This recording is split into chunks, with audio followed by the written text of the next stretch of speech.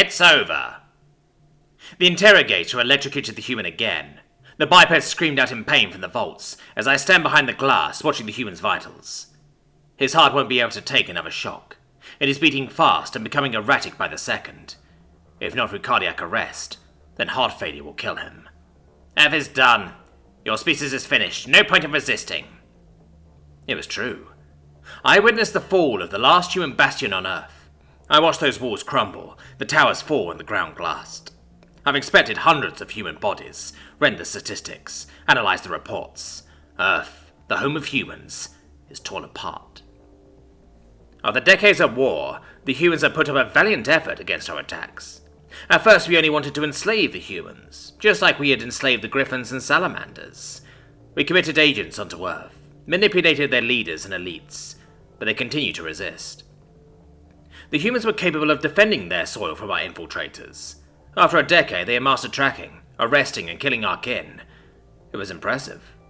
The salamanders fell within 2 years, and the griffins, even with their biopheromones, fell within 7. But the humans pushed us back, and locked down their home planet.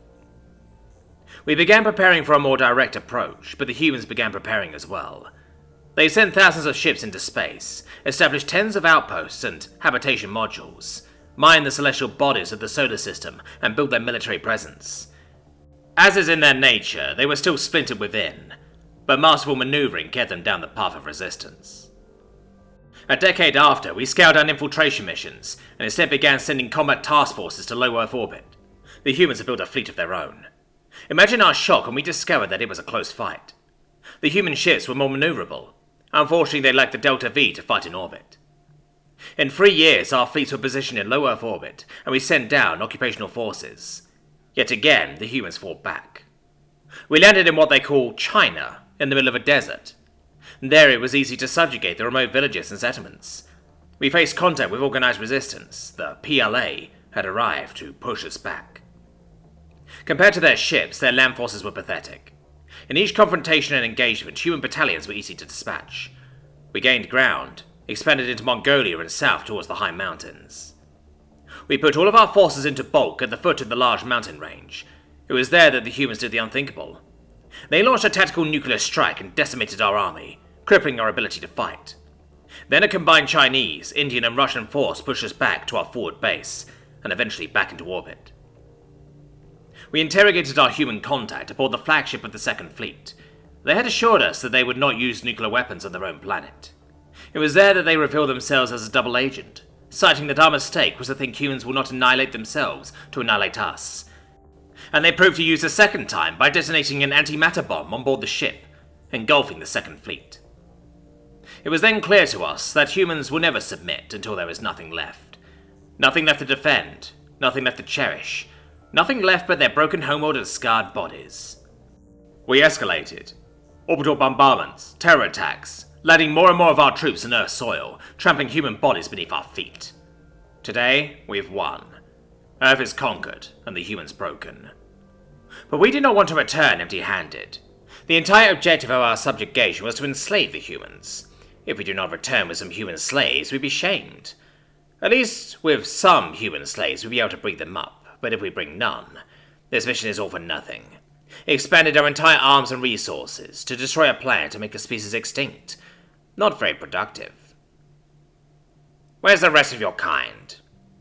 We suspected them to be underground in deep bunkers. We need information now. The human chuckled, followed by hacking from the mouth, as red blood spat out onto the floor. But the human continued laughing.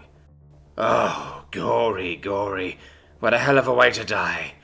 Oh, gory, gory, what a hell of a way to die. Some sort of military cadence. The interrogator gazed at me as I tried to decipher what it could mean. It could be a code, coordinates perhaps. Be clear and concise, then you may keep your life. The human laughed again, even louder than before. Do I have to say it to you? Like that wasn't a clear enough hint? The room was silent and the interrogator looked on confused. Fuck you! A standard human insult. I'm dying here, and I'm content with that, so screw off.